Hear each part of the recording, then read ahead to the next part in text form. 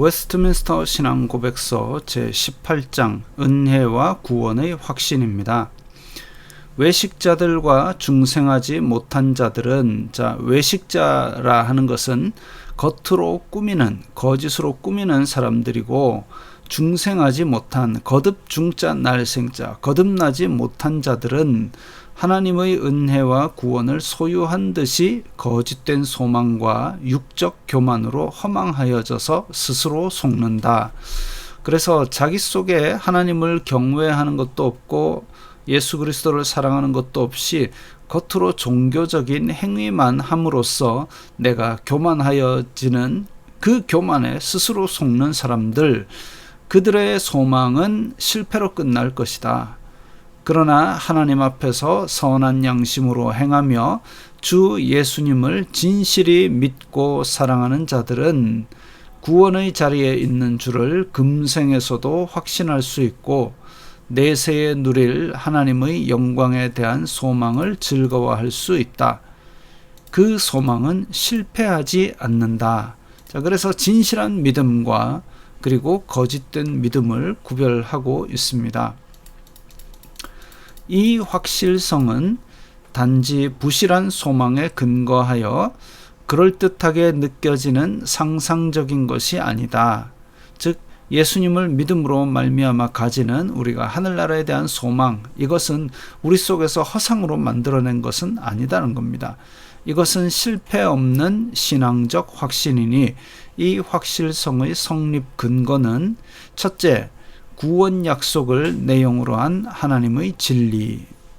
이게 바로 신구약 성경 말씀이죠.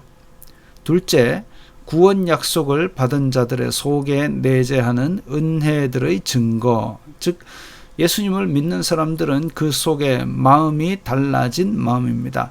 일단은 하나님을 인하여 기뻐하게 되고 또 선한 일을 자꾸 힘쓰게 되고 또 말씀을 사모하게 되고 그렇게 성령님의 인도하심을 내 스스로 순종하고 싶어지는 것이 바로 증거가 될 것입니다. 셋째, 신자를 하나님의 자녀라고 하면서 그의 영으로 더불어 증거하시는 성령의 증거다. 이 성령의 증거는 성경에서 보증하고 있는 우리의 구원의 증거이지요.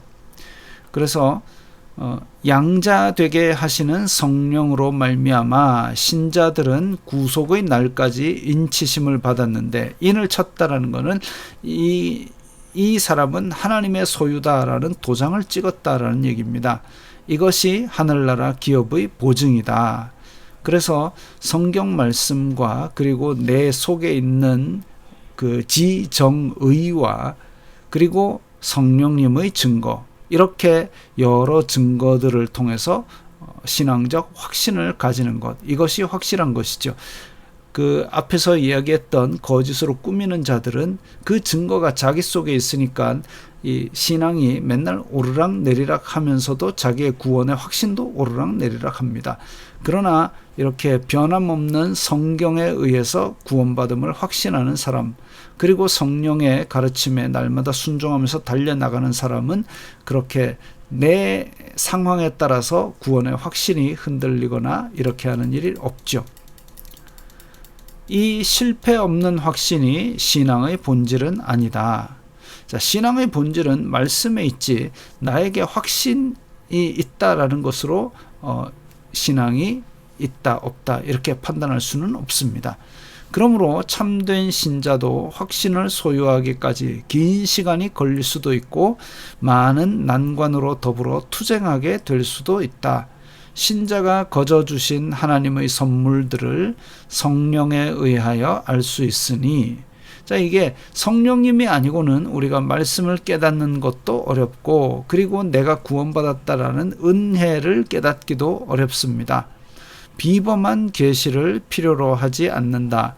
그는 통상적인 은혜의 방편, 즉 하나님께서 일반적으로 은혜를 베풀어 주시는 방편이 있는데 여기서 세 가지가 나옵니다. 성경 말씀은 우리에게 은혜를 베푸셨다, 구원을 베푸셨다라는 언약의 이야기들이 잔뜩 들어 있습니다. 그래서 말씀을 듣거나 읽거나 묵상하거나 믿음은 들음에서 나고 들음은 그리스도의 말씀으로 말미암는다. 그런 성경 구절처럼 우리가 말씀을 가까이 하면 우리의 믿음이 든든하게 서가는 것을 알 수 있습니다. 그리고 성례는 예수님께서 제정하신 세례와 성찬입니다. 세례는 일생에 한 번이죠. 내가 믿기로 결단하고 그리고 성부와 성자와 성령의 이름으로 세례를 받는 것. 이것은 예수님께서 천지 사방의 복음을 전하면서 세례를 주라라고 말씀을 하셨기 때문에 그 명령에 따라서 세례를 주는 겁니다. 그런데 이렇게 보이는 세례, 그리고 예수님께서 이것을 행하여 나를 기념하라 하신 성찬 예식은 가능한 한 자주 하는 것이 좋은데, 이렇게 보이는 예식인 세례와 성찬을 통해서 우리는 은혜를 받았다라는 사실을 또 새롭게 알 수 있습니다.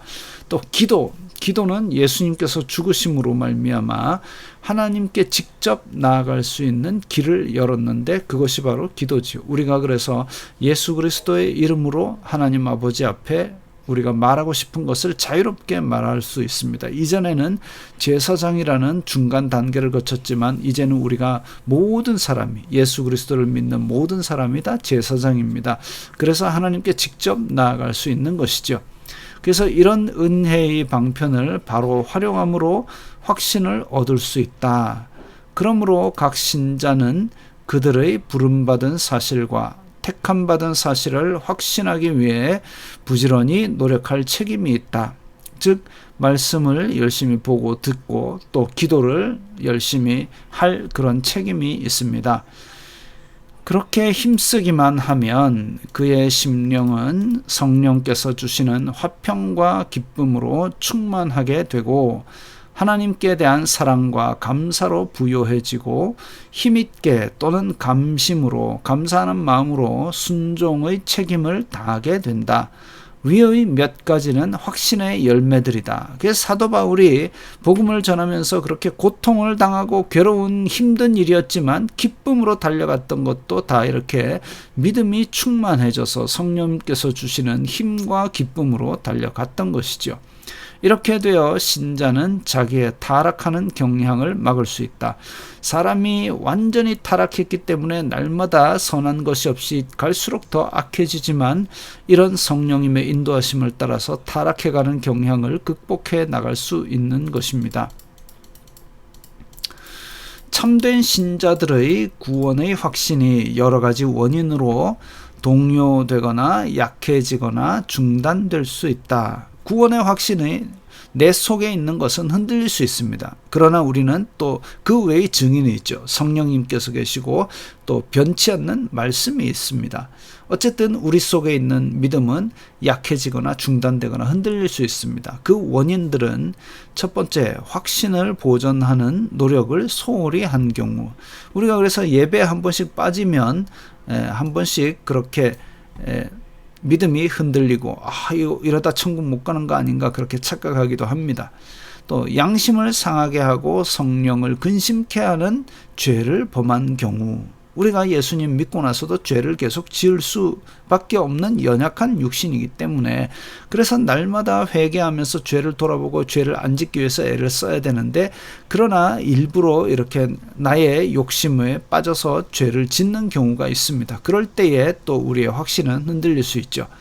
어떤 급작스럽고 강렬한 시험에 빠진 경우, 자 베드로를 보십시오. 급작스럽고 강렬한 시험에 빠져서 예수님을 3번이나 부인했습니다.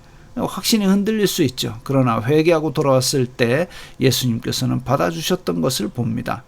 하나님께서 그의 얼굴빛을 거두시고 그 빛의 혜택을 누리지 못하게 하실 경우, 물론 대부분은 이렇게 큰 죄악에 빠지게 되면 하나님께서 벌하시기 위해서 얼굴빛을 거두시기도 하는데, 또 예수님께서 온 인류의 죄를 지고 십자가에서 돌아가실 때에 그의 얼굴빛을 거두셨을 때 그 절망 가운데서 예수님께서 나의 하나님 어찌하여 나를 버리셨나이까 라고 울부짖었습니다.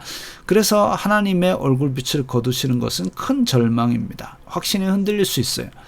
그러나 그렇다고 해서 그들이 하나님의 씨를 전혀 상실한 것은 아니다. 우리 속에 믿음의 씨가 있는 것이죠. 그리고 신앙의 생명, 그리스도와 형제들에 대한 사랑, 심령의 신실성, 책임에 대한 양심의 작용도 전혀 없어진 것은 아니다. 즉 우리의 믿음이 흔들린다 할지라도 여러 가지 요소들이 아직도 많이 남아 있습니다. 특히나 교회에서 신앙생활을 같이 해야 되는 이유 중에 하나가 이렇게 형제들이 사랑으로서 다시 믿음을 불일듯이 일으킬 수 있기 때문입니다.